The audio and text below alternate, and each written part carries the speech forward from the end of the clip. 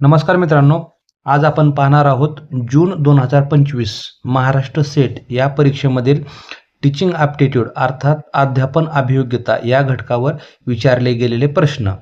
प्रश्न क्रमांक 1. जर अध्यापनाच्या चिंतनशील म्हणजेच रिफ्लेक्टिव्ह स्तरावर शिकवले तर विद्यार्थ्यांना टिंबटिंबच्या संपादनासाठी विलक्षण शक्ती मिळेल. पर्याय क्रमांक 1 वास्तविक माहिती, पर्याय क्रमांक 2 सामान्यीकृत अंतर्दृष्टी, पर्याय क्रमांक 3 समस्या निराकरण क्षमता. जेव्हा आपण रिफ्लेक्टिव्ह स्तरावर विद्यार्थ्यांना शिकवतो तर त्यावेळेस कोणती विलक्षण शक्ती मिळेल त्यांना?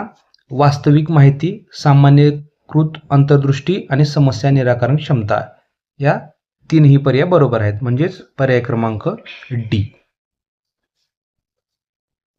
पुढील प्रश्न क्रमांक 2.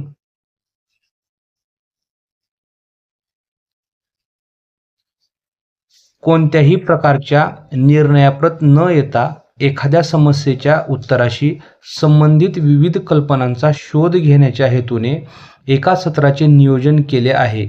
शिक्षक यासाठी टिंबटिंब कार्यनीतीचा उपयोग करतील. पर्याय क्रमांक ए नाट्यीकरण आणि भूमिका पालन, पर्याय क्रमांक बी प्रकल्प, पर्याय क्रमांक सी पर्यवेक्षित अभ्यास आणि पर्याय क्रमांक डी बुद्धिमंथन. तर कोणत्याही प्रकारच्या निर्णयाप्रत न येता जर एखाद्या समस्येच्या उत्तराशी संबंधित विविध कल्पनांचा शोध घेण्याच्या हेतूने जर एखाद्या सत्राचं नियोजन केलं आहे तर त्यासाठी बुद्धिमंथन कार्यनीतीचा उपयोग शिक्षक करतील, म्हणजेच पर्याय क्रमांक डी हे याचं योग्य उत्तर आहे. Brain storming. पुढील प्रश्न क्रमांक 3.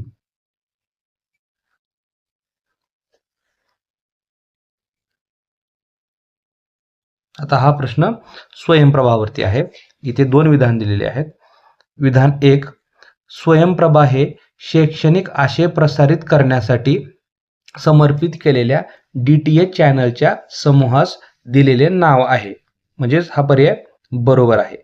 पुढील विधान स्वयं हे ऑनलाईन मूक अभ्यासक्रम पुरवते ज्यामध्ये प्रमाणपत्र देण्याची तसेच क्रेडिट ट्रान्सफर करण्याची तरतूद आहे. हे पण विधान बरोबर आहे, म्हणजेच विधान 1 आणि विधान 2 हे दोन्ही विधान बरोबर आहेत. असा पर्याय असणारा ऑप्शन कोणता आहे? पर्याय क्रमांक सी. 1 व 2 दोन्ही बरोबर आहेत. पुढील प्रश्न पाहूया. प्रश्न क्रमांक 4.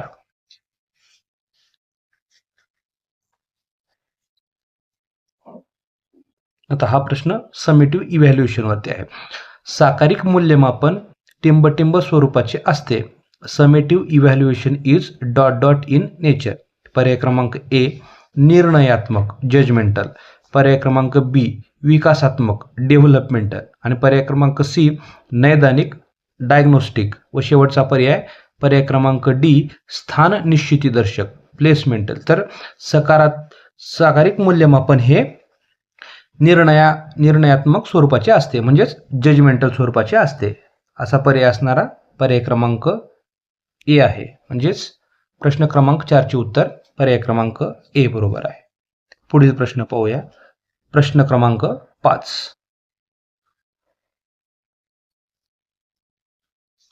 CAI चे इंग्रजी दीर्घरूप टिंबटिंब असे आहे. CAI stands for. आता CAI काय आहे? पर्याय क्रमांक ए कॉम्प्युटर असिस्टेड इमिटेशन, पर्याय क्रमांक बी कॉम्प्युटर अरेंज्ड इन्स्टॉलेशन, पर्याय क्रमांक सी कॉम्प्युटर अरेंज इंडक्शन, पर्याय क्रमांक डी कॉम्प्युटर असिस्टेड इन्स्ट्रक्शन. तर याचं उत्तर आहे पर्याय क्रमांक डी कॉम्प्युटर असिस्टेड इन्स्ट्रक्शन. तर हे होते अध्यापन अभियोग्यता या घटकावर 2025 या वर्षामध्ये विचारले गेलेले प्रश्न.